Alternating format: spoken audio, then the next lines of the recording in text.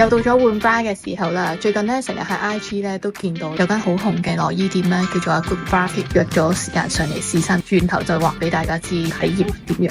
小姐嗱，而家咧我會講你啲唔好嘅，但係如果你唔中意聽，咁你就停我啦。高低膊啦，呢邊高啲，呢邊低啲，同埋個闊度爭咗少少。我哋而家俾個胸圍你試。呢度咧，佢哋都會好認真、好詳細咁樣解答到你。你見到已經有少少唔同啦，但係咧你而家着個方法唔係咁正確，咁我哋而家就移動佢。首先要着高啲，高啲嗰陣時咧你就要扣開啦。咁呢度咧就係一隻手指位。原來咧我係有肋骨突出嘅問題啦，我一直都唔知。但係更加唔知嘅咧係關大錯 bra 事。Make sure 要擺中間咯。點解有啲客大細胸咧？就係冇小心胸圍嘅中央咁歪咗啊，就會大細胸啦。你睇到而家幾靚啊？佢包度好高啦，會教我撥翻啲鬼鼠肉，就可以令到胸型動咗啦，手臂同背脊望落咧都冇咁厚。